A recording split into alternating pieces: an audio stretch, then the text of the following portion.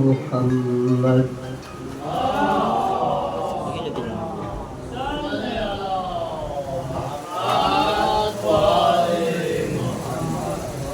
الطيبين الطاهرين المعصومين من هدايهم المهديين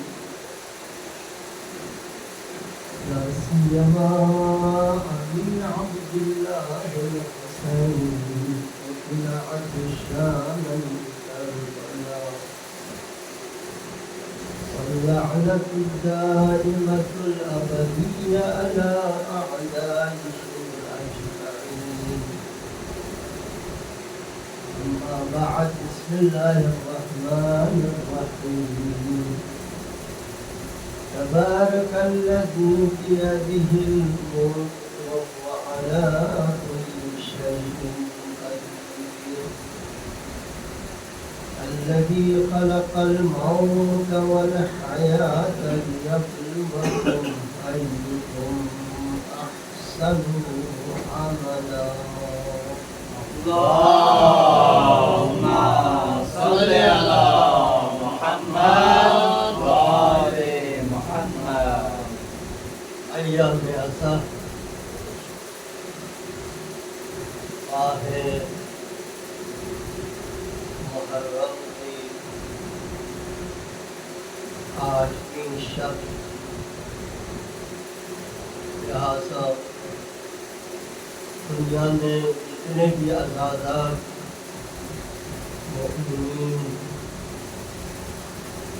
اور جتنے بھی ولی اللہ برحق کی ماننے چاہنے والے، خصوصاً اداکاران سید شہداء کی سلامتی کی حفاظت، اس کے لیے سائے کریمہ کی تلاوت. اعوذ باللہ من الشیطان الرجیم. بسم اللہ الرحمن الرحیم. أَمَّنْ يُجِيبُ الْمُضْطَرَّ إِذَا دَعَاهُ وَيَكْشِفُ السُّوءَ أَمَّنْ يُجِيبُ الْمُضْطَرَّ إِذَا دَعَاهُ وَيَكْشِفُ السُّوءَ أَمَّنْ يُجِيبُ الْمُضْطَرَّ إِذَا دَعَاهُ وَيَكْشِفُ السُّوءَ أَمَّنْ يُجِيبُ الْمُضْطَرَّ إِذَا دَعَاهُ وَيَكْشِفُ السُّوءَ أَمَّنْ يُجِيبُ الْمُضْطَرَّ إِذَا دَعَاهُ وَيَكْشِفُ السُّوءَ لا يجعل ظهرا وأبيها وبعلها وبنيها والسر المستودع فيها رب العزت. عالم اسلام، عالم ایمان کو نصرت عنایت فرما، عالم کفر کو نابود فرما، پوری دنیا میں آزاداران سید شہداء مومنین کی حفاظت فرما، امریکہ اور اسرائیل کو تباہ و برباد و نابود فرما. اللہ حاضرین کی جملہ ہوائی جے دنیا اخرویہ روا فرما، بے روزگار کو روزگار عنایت فرما، اولاد کو اولاد صالح عنایت فرما، ارزاق کو شفاء کامل عنایت فرما، مرحومین کو غریب رحمت فرما، صاحب خانہ خانی مجلس کی تمام حاجات کو روا فرما، ہر مشکل آسان فرما، رزق و وسعت عنایت فرما، اس عبادت کو اس بار پھر اپنے درگاہ میں شرف قبولیت عنایت فرما، اولاد کو نیک و صالح فرما، کامیابی عنایت فرما، مرحومین کو غریب رحمت فرما. یا اللہ تیرے ولی برحق کے ظہور میں تعجیل فرما. ان اللہ و ملائکتہ یصلون علی النبی یا ایھا الذین آمنوا صلوا علیہ وسلموا تسلیما. اللهم صل على محمد وآل محمد. قرآن کریم کی سورہ مبارکہ ملک کی ان 2 آیتوں کو سرنامہ کلام قرار دیا. خصوصاً دوسری آیت الذی خلق الموت والحیات لیبلوکم ایکم احسن عملا. اللہ نے موت اور حیات کو خلق کیا تاکہ امتحان لے کون اچھا عمل انجام دیتا ہے، کار خیر اور عبادت۔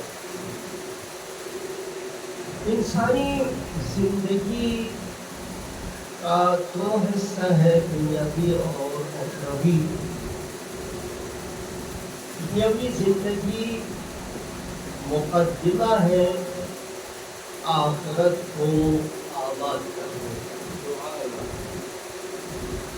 میں نے آپ کے خدمت میں عرض کیا، یہ جو فرش عزا ہے، فرش عزا عزاداری سید الشہداء، محرم کے ایام مجالس سے ہم نے کیا لینا؟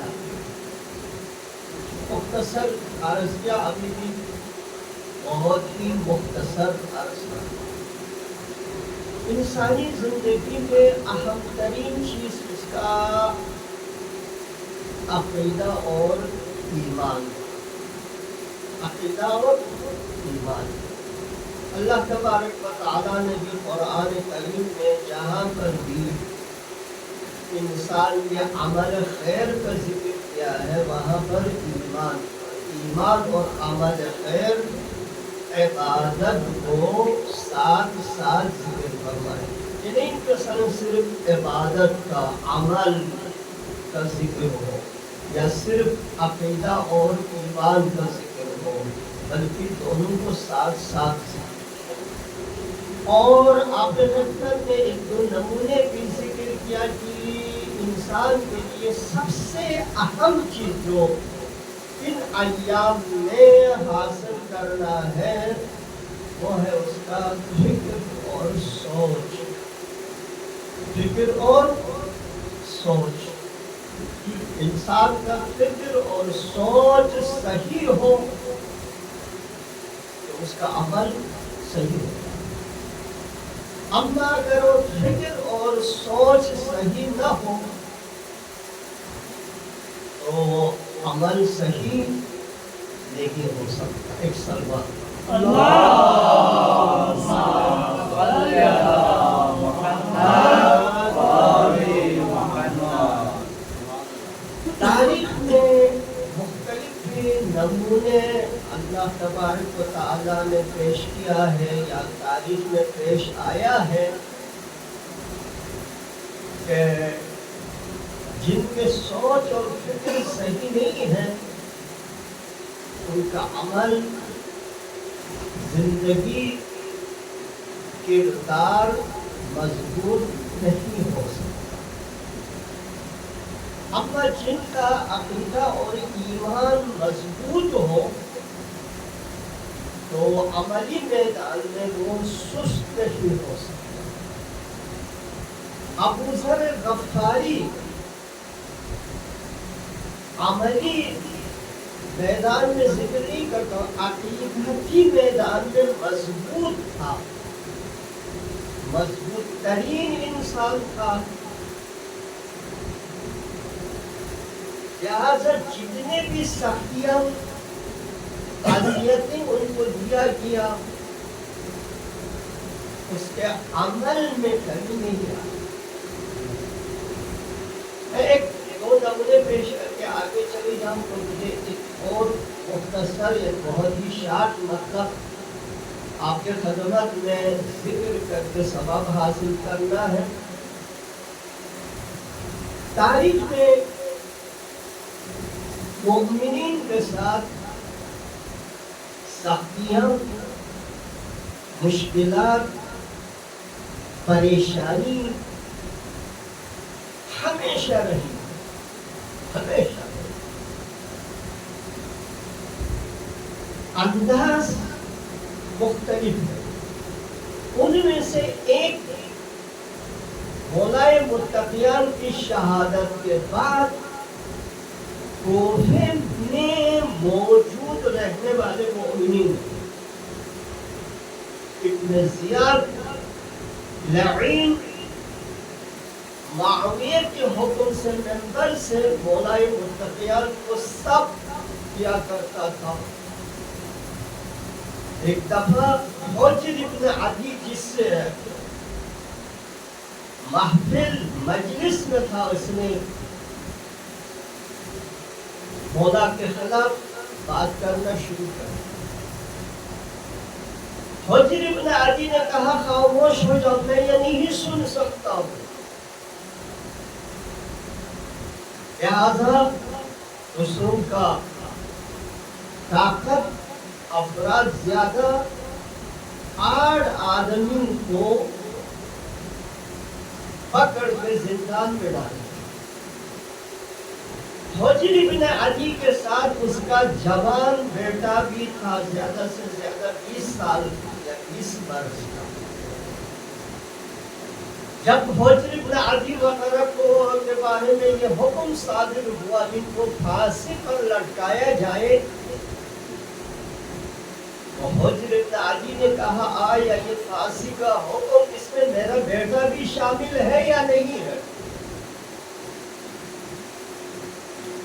جواب ملا جی تمہارا بیٹا بھی اس میں شامل ہے، اس کو بھی پھانسی پر لٹکایا جائے گا۔ تو حجر ابن عدی نے کہا تو اگر ایسا ہے تو بہتر ہے مجھ سے پہلے میرے بیٹے کو شہید کیا جائے اور پھانسی پر لٹکایا جائے۔ تو ان سے پوچھا گیا یہ کیوں؟ ایک اس نے کہا کہ اگر مجھے پہلے شہادت ملے، مجھے پہلے پھانسی لگایا جائے، میرا بیٹا بعد میں رہے، تم لوگوں کے ڈراؤ دھمکاؤ میں آ سکتا ہے یا لالچ میں آ سکتا ہے، آ کر ممکن ہے میرا بیٹا علی بن ابی طالب کی محبت سے ہاتھ اٹھائے۔ لہٰذا مجھے ایسا فرزند اور بیٹا نہیں چاہیے جو علی بن ابی طالب سے بیزاری کر لے، لہٰذا میں چاہتا ہوں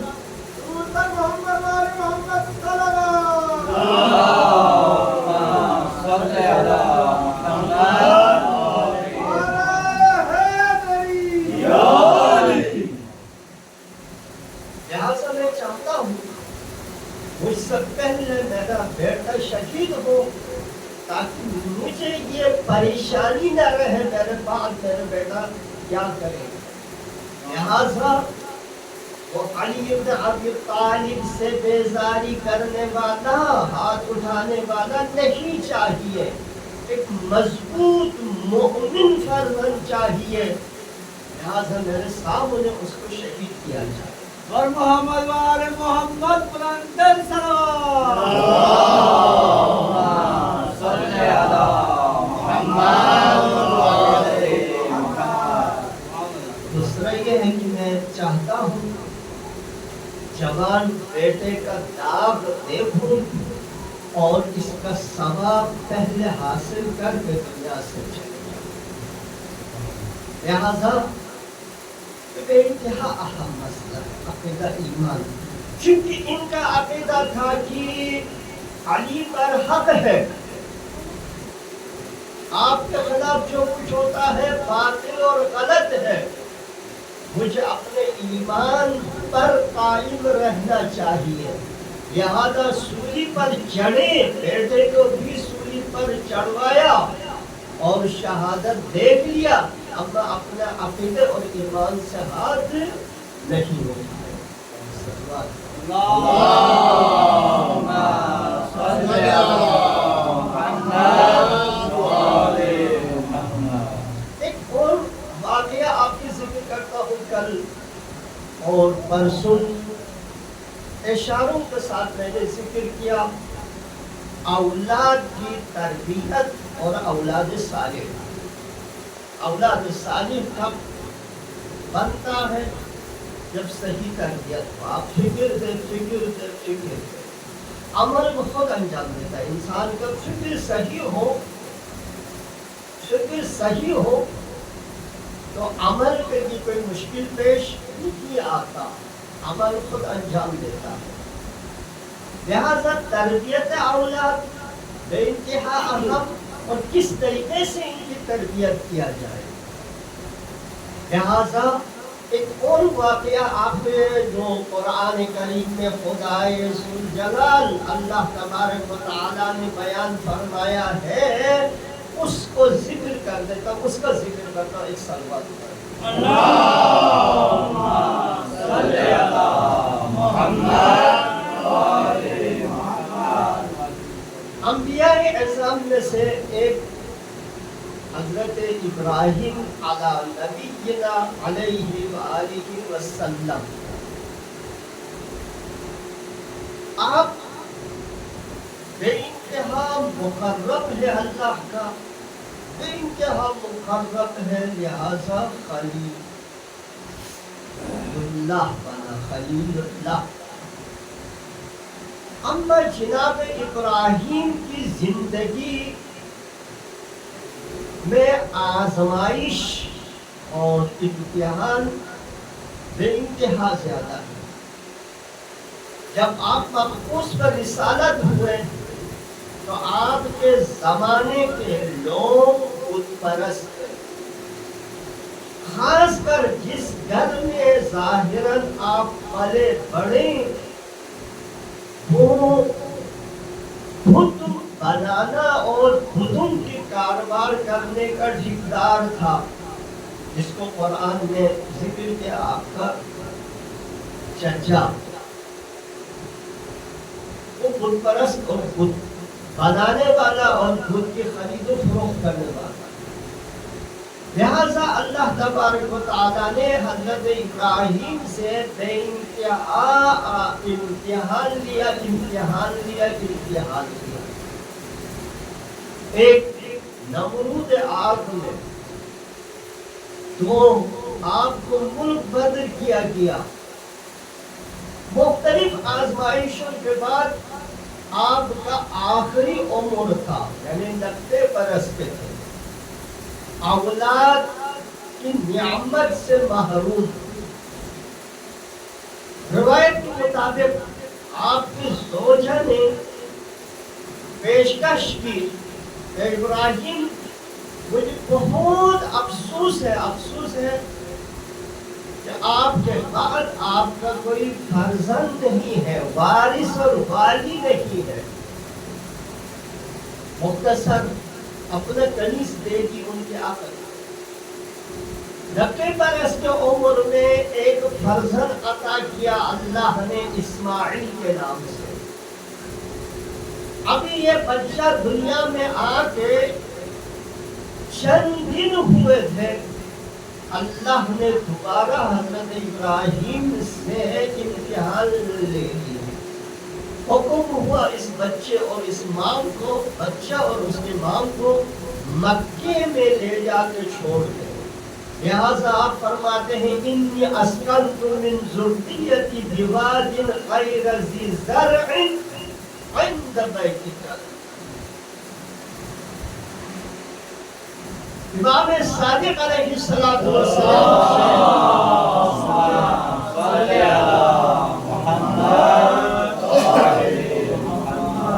صدوق نے صحیح السند من لا يحذر الفقیر میں نقل کیا ہے کہ مولا نے فرمایا یہ جو بچہ اور ماں کو اس ابتدائی عمر میں تم مکے میں چھوڑنے کا حکم ہوا، یہ اللہ کے حکم تھا، اللہ کی طرف سے امتحان تھا، یہ بہت بڑی آزمائش ہے۔ 90 برس کے بعد اولاد ملے اور ابتدائی عمر ہے، ابھی 2-4 دن نہیں ہوئے ہوں گے، ورنہ اس سے بھی کم حکم ہو اس کو دور اپنے نظروں سے سامنے سے دور کر دے، تو یہ ایک آزمائش۔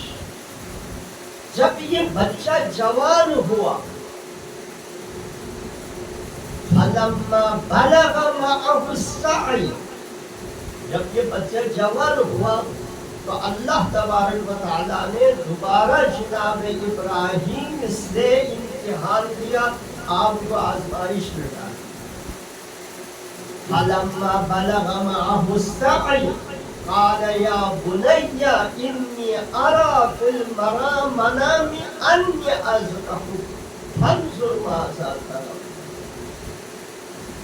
میرا فرزند 16 سال کے تھے، جناب اسماعیل ان لوگ کے حد کو پہنچا تھا، اللہ کا حکم ہے کہ آپ کو قربان کرو، آپ کو قربان کر دو، ذبح کرو اللہ کے راہ۔ انی ارا فی المنام انی اذبح، اللہ نے خواب کے ذریعے سے مجھے حکم دیا ہے کہ تمہیں قربان کرو، ذبح کرو، انظر ما ترى۔ میرا بیٹا تیرا نظریہ کیا ہے، تیرا نظریہ کیا ہے، انظر ما ترى۔ جبری نہیں کر رہا، جبر نہیں کر کے پوچھ رہے کہ تمہارا نظریہ کیا ہے۔ تو جواب دیتے ہیں یا ابت افعل ما تؤمر ستجدنی انشاءاللہ من الصابرین۔ اے والد گرامی، آپ اپنے اللہ کے حکم کو بجا لائیں، اللہ کے حکم کو بجا لائیں۔ یا ابت افعل ما تؤمر ستجدنی انشاءاللہ من الصابرین، یقیناً اور یقیناً آپ مجھے صابر پائیں گے۔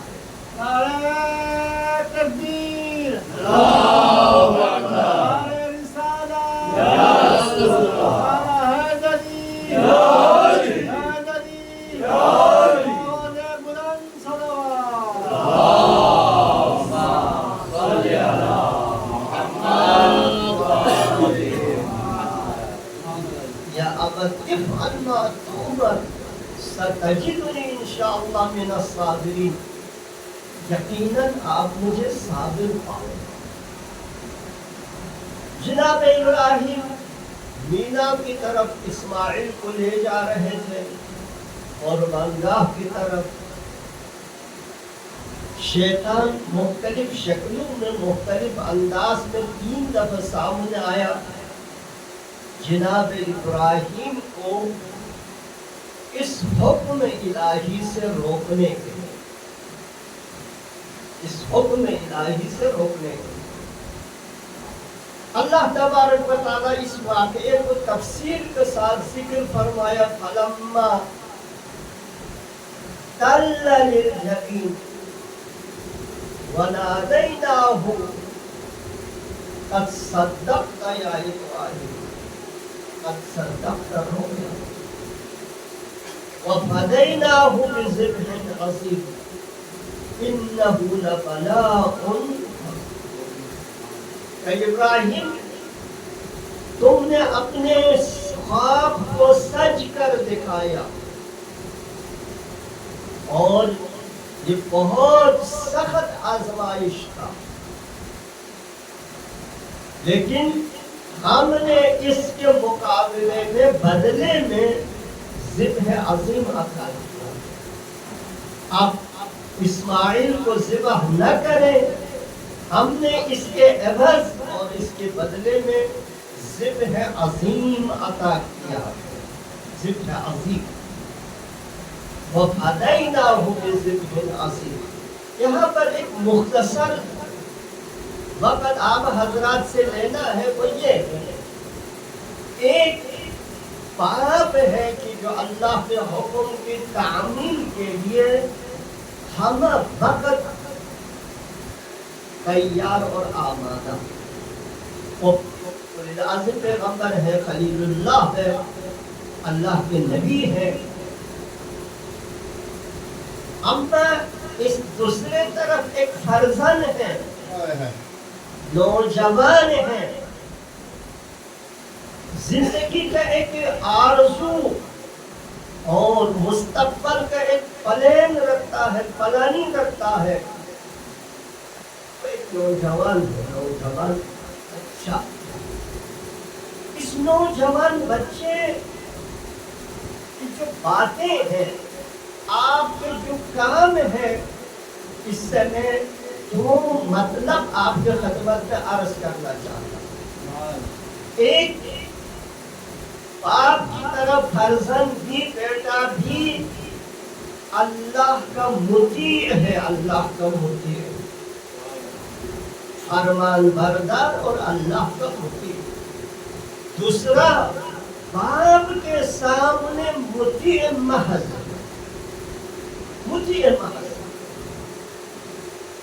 نہیں بتایا بابا آپ نے خواب دیکھا ہے، خواب کی کیا حیثیت ہے؟ خواب ہے، مشکل سے اللہ نے مجھے دیا ہے آپ کو، اللہ سے کہہ دے اس حکم سے دستبردار ہو جائے، ہاتھ اٹھائے، نہیں بولا یا ابت تو عمر یا ابت افعل ما تؤمر، بابا جان اللہ کا جو حکم ہے وہ منہ و منہ انجام دے، یا ابت افعل ما تؤمر۔ پھر فرمایا آپ میرے بارے میں کوئی پریشان نہ ہو کہ میں آپ کے حکم پر تعمیل کروں یا نہ کروں، اس کے بارے میں کوئی پریشان نہ ہو، ستجدنی انشاءاللہ من الصابرین، آپ یقیناً مجھے صابر پائیں گے۔ لہذا اولاد کے لیے ایک بہترین نمونہ ہے والدین کے ساتھ کیا برتاؤ کریں، والدین کے حکم کیسے مانیں، ان کی اطاعت کیسے کریں، ان کا احترام کیسے کریں، اس کے لیے بہترین نمونہ ہے اور نمونہ قرآنی۔ کل اور پرسوں بھی میں نے آپ کے خدمت میں عرض کیا، ایک بہترین نمونہ اولاد صالح، اولاد مطیع، فرمان بردار اولاد کیسے ہو والدین کے سامنے، ان کا برتاؤ، رویہ، ان کے ساتھ بات چیت کرنے کا، اٹھنے بیٹھنے کا طریقہ کیا ہو، وہ ادھر حدیث قصہ ہمیں سکھاتا ہے کہ جس طریقے سے سبت اکبر تشریف لائے، سلام کیے، پھر فرمایا نانا کا خوشبو، پھر جواب ملا نانا موجود ہے، حضور کی سرانے پر 3-4 سال سے زیادہ عمر کا نہیں ہے، تشریف لے گئے اور سلام کیا، سلام کرنے کے بعد چپکے سے داخل نہیں ہوئے، فرمایا اتأذن لأن ادخل معک، اجازت ہے میں آپ کے ساتھ اس چادر یمانی میں داخل ہوں۔ بر محمد و آل محمد بلند کر سلام۔ صلی اللہ محمد و آل محمد۔ نہیں ڈائریکٹ چلے گئے، کچھ بھی نہیں، بلکہ اجازت لیے پھر تشریف لے، پھر حضور کی خدمت کی۔ یہ ہمارے لیے ہمیں کہ اپنے اولاد کے تربیت کیسے کرے، اس کے لیے بھی بہترین درسگاہ ہے۔ اولاد اپنے بزرگان اور والدین کے سامنے کیسے پیش آئے، کیا کرے، اس کے لیے بھی بہترین نمونہ ہے۔ دوسرا یہ واقعہ جناب ابراہیم اور اسماعیل کے ذبح کا، یہ واقعہ اس میں بھی ہمیں ملتا ہے کہ یہ باپ بھی اپنے رب کے حکم کے سامنے کتنا مطیع ہے، اور بیٹا بھی کتنا باادب اور بامعرفت اور مطیع ہے۔ فرماتے ہیں یا ابت افعل ما تؤمر، پھر فرماتے کہیں باپ اس ذہن میں یہ شبہ نہ ہو کہ میں کہتے ستجدنی انشاءاللہ من الصابرین۔ لہٰذا یہ قرآن میں جو واقعات ہے یا حدیث قصہ وغیرہ ہے، یہ ہمارے تربیت فکری اور اخلاقی تربیت کے لیے، عقیدہ کی تربیت کے لیے کہ ہمارا عقیدہ، ہمارا اخلاق، ہمارا سوچ اور فکر کیسا ہو، اور اس فرض ادا سے ہم نے اپنے بچوں کو بنانے کے لیے کیا لے سلمان کریں۔ اللہم صلی اللہ محمد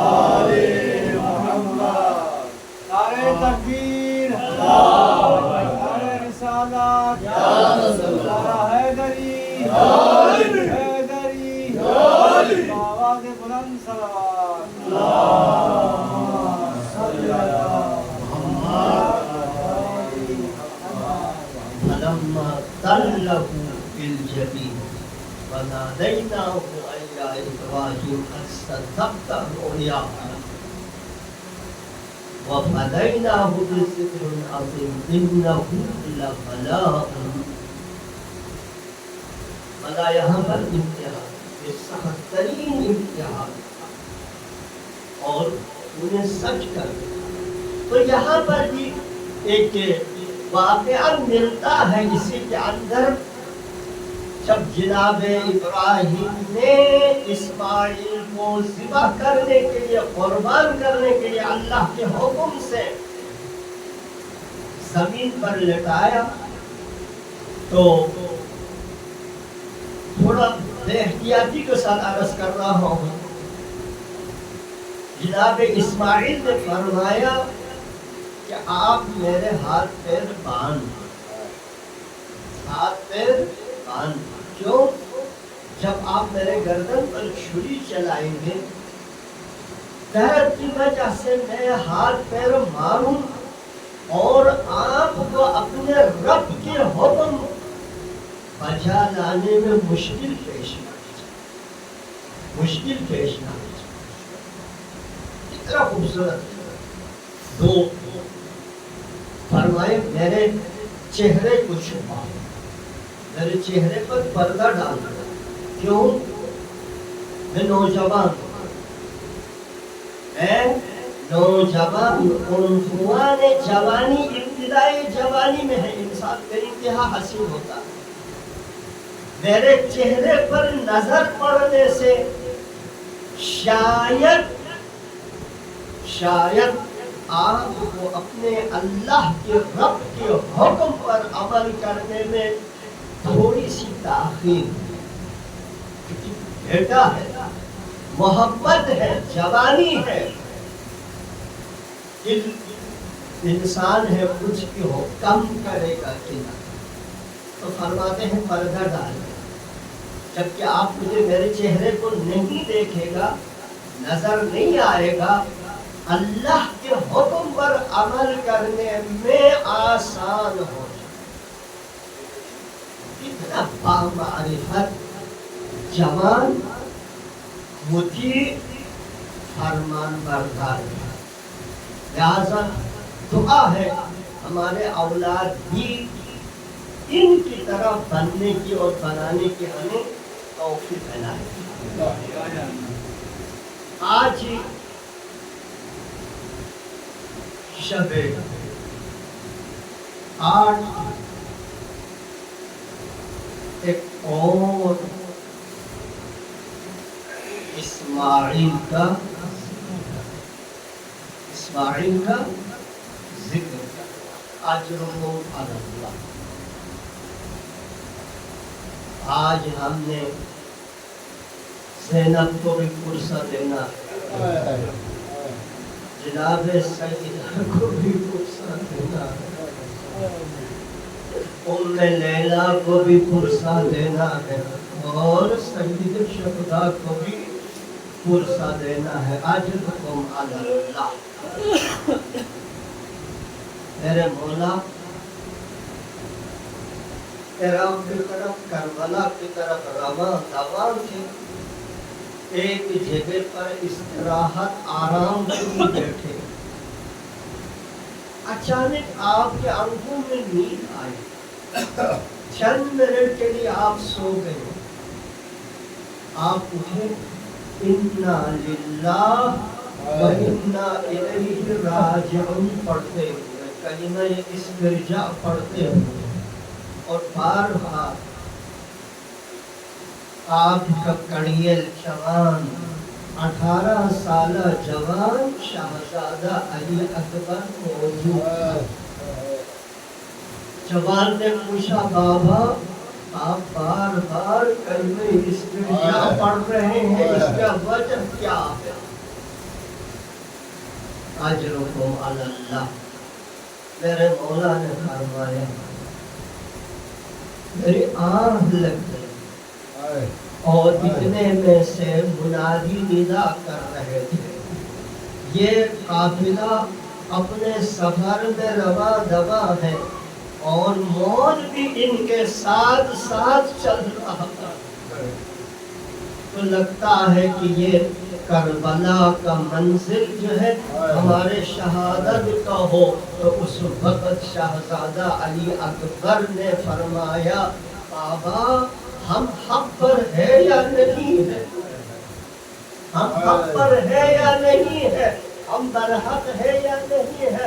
تو مولا نے فرمایا بھلے فرزند عزیز ہم حق پر ہیں، ہم برحق ہیں، حق پر ہیں۔ تو اس وقت شہزادہ علی اکبر نے فرمایا بس لا نبالی بالموت، تو ہمیں کیا پرواہ ہے موت سے، موت ہم پر آ پڑے یا ہم موت پر۔ میرے مولا نے فرمایا دعا کیا بیٹا اللہ تمہیں پر رحمت، اللہ تم دعا فرمایا اجر علی اللہ۔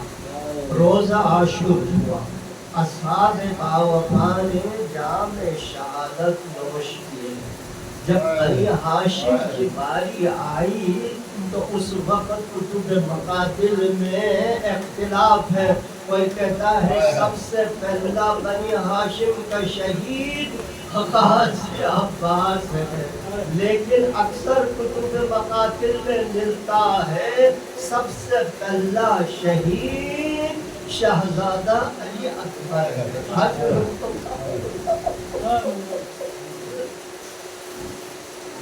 اجرکم علی اللہ، دو روایت میں پڑھتا ہوں تاکہ ثواب ملے۔ ایک روایت یہ ہے علی اکبر سب سے پہلے تیار ہو کے اسلحے سے لیس ہو کر میرے مولا کے سامنے آئے اور سر جھکا کر فرمانے لگا بابا اکبر کو شہادت کی اجازت۔ اجرکم علی اللہ، میرے مولا نے فرمایا بیٹا اکبر کیسے میں آپ کو اجازت دے سکتا ہوں؟ تو اس وقت میرے مولا کے لیے اصرار کیا اذن جہاد کا۔ تو اس وقت میرے مولا نے بتایا ایک روایت کے مطابق اکبر آج تیرا جوان بیٹا ہوتا تم سے اذن لے کر جہاد کا، تو اس وقت آپ کو پتہ چلتا۔ اجرکم علی اللہ۔ دوسرے روایت یہ ہے جب علی اکبر میدان کارزار کی طرف روانہ ہونے کے لیے میرے مولا کے خدمت میں آیا تو اس وقت میرے مولا نے فرمایا بیٹا اکبر آپ پر مجھ سے زیادہ پھوپھی زینب کی زیادہ حق ہے، جائے پھوپھی زینب سے اذن لے لے۔ اجرکم علی اللہ۔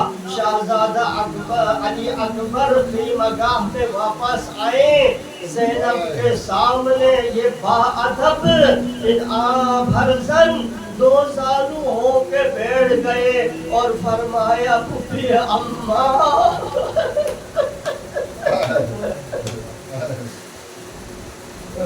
اجرکم علی اللہ، مجھے اکبر کو اجازت۔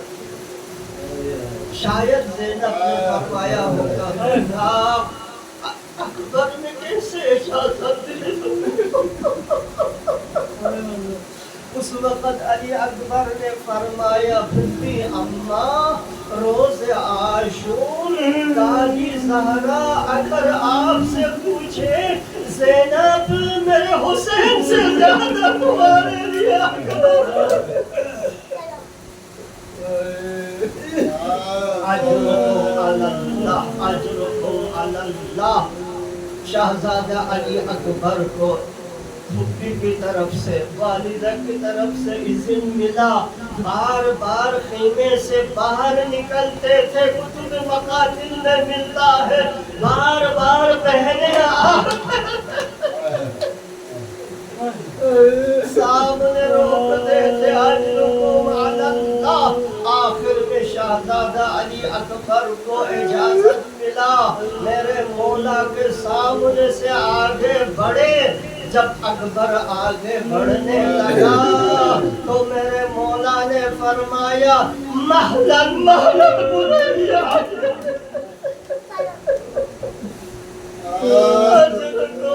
اللہ بیٹا اکبر آہستہ آہستہ چلے، میں حسین تمہیں دیکھنا چاہتا ہوں۔ اجرکم علی اللہ، میرے مولا نے شہزادہ علی اکبر کو اذن دیا، اجازت دیا۔ اکبر آگے بڑھنے لگے تو سید شہداء نے دونوں ہاتھ آسمان کی طرف کر کے فرمایا اللہم اشہد علی ھذا القوم برز الیہ غلاما اشبہا برسول اللہ خلقا وخلقا ومنطقا وإذا اشتاقنا برسول الله ننظر إليه اللہ گواہ رہے میں اس جوان کو میدان کارزار کی طرف روانہ کر رہا ہوں جو تیرے رسول کے ساتھ زیادہ مشابہ ہے خلقاً وجود کی لحاظ سے، شکل و شمائل کی، خلقاً ان کے اخلاق کے اور طبیعت کی لحاظ سے، خلقاً و خلقاً و منطقہ گفتار کی لحاظ سے بھی تیرا رسول کا زیادہ مشابہ ہے۔ اے اللہ میں اس جوان کو میدان کی طرف بھیج رہا ہوں، جب ہم تیرے رسول کی زیارت کے مشتاق ہوتے تو ہم اس جوان کے چہرے کو دیکھیں۔ اجرکم علی اللہ، شہزادہ علی اکبر میدان کی طرف روانہ ہوئے۔ کافی دشمن کو واصل جہنم کیا، لیکن اسلحے کی سنگینی، گرمی کی سختی، 3 دن سے پانی نہیں پیے،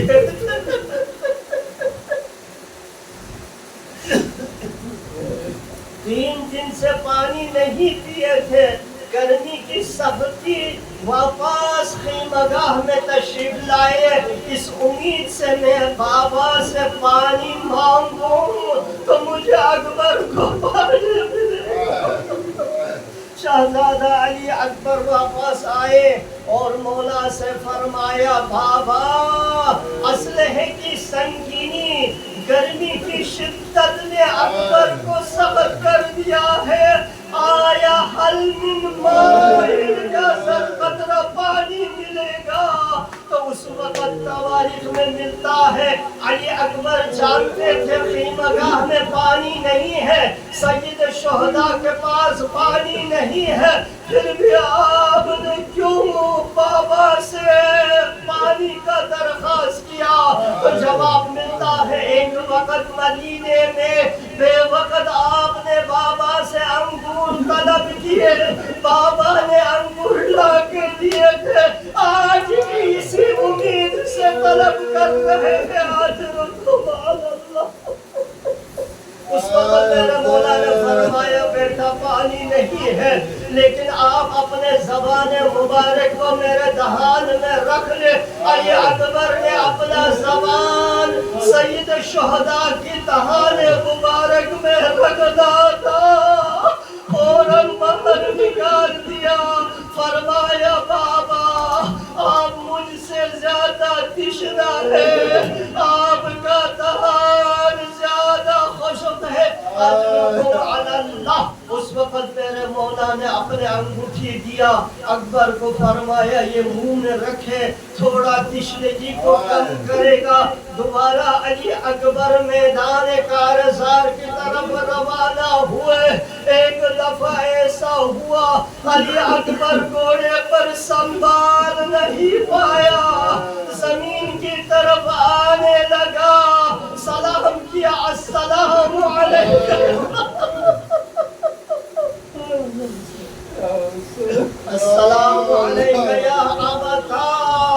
اکبر نے اپنے جان آپ پر فدا کیا ہے، اس کے ساتھ ہی فرمایا بابا میرا جد علی ابن ابی طالب حوض کوثر لے کر پہنچ گئے.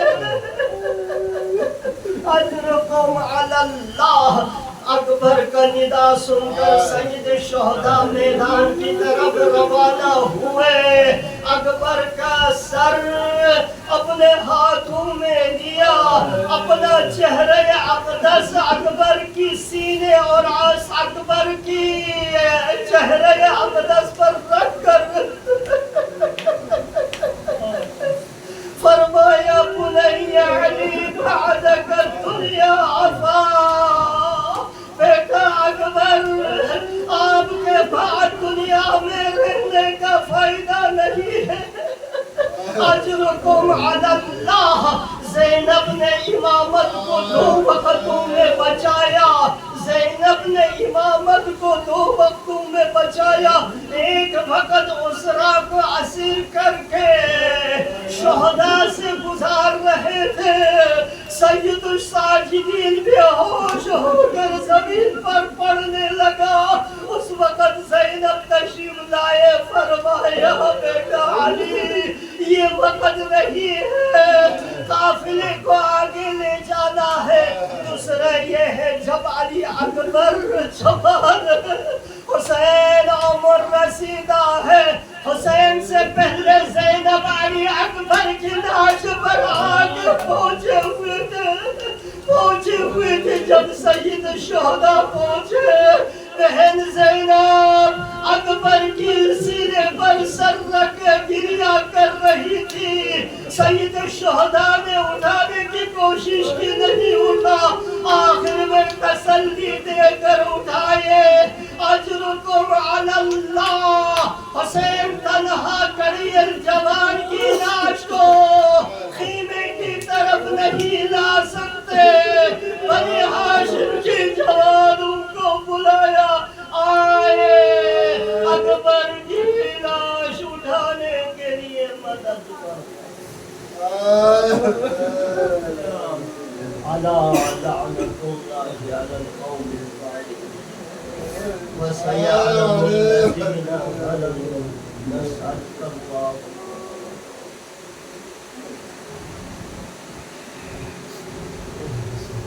بس نداء